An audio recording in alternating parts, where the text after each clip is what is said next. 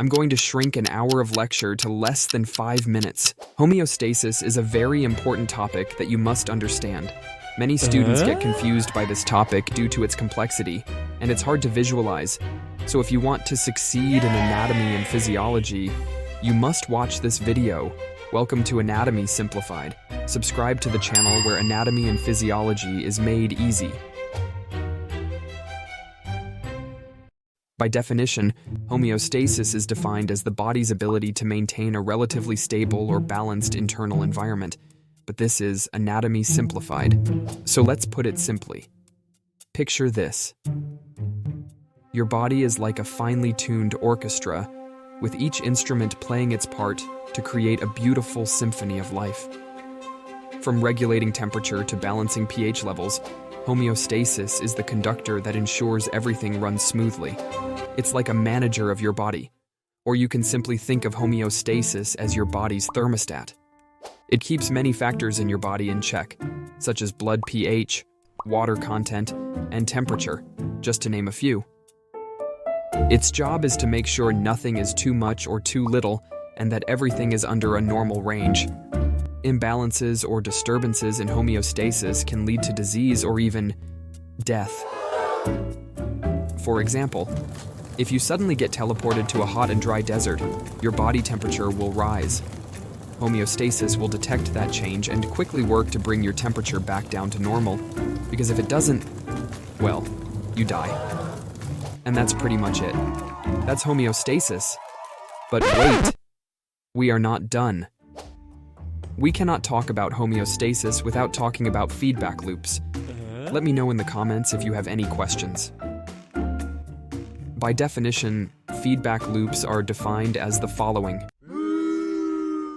Personally, I hate that definition. Since this is anatomy simplified, think of feedback loops as different ways the body reacts and sustains homeostasis. There are two ways, negative and positive feedback loops. Now, the words negative and positive have nothing to do with good or bad, and are just different ways to maintain homeostasis. Let's start with a negative feedback loop since it's the easiest. Basically, a negative feedback loop counteracts the change or goes in the opposite direction of the changing variable. It opposes the initial change. For example, if your body temperature rises, a negative feedback loop will decrease it. If your pH level drops, it will raise your pH. See the pattern? Let's go into some details because there are some terms you must know. Recall the example earlier where you were teleported to a desert. The sudden increase in temperature around you is the stimulus.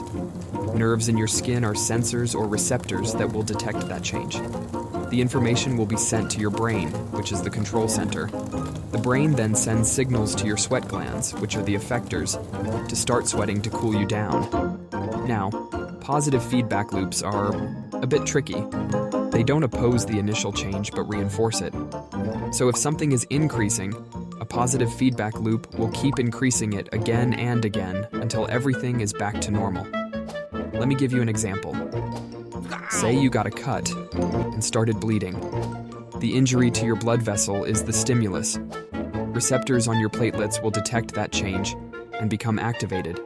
Activated platelets will release chemicals that attract more platelets. When more platelets become activated, they release chemicals that attract even more platelets. See the pattern? This will continue until the bleeding stops. And there you have it. Homeostasis and feedback loops simplified.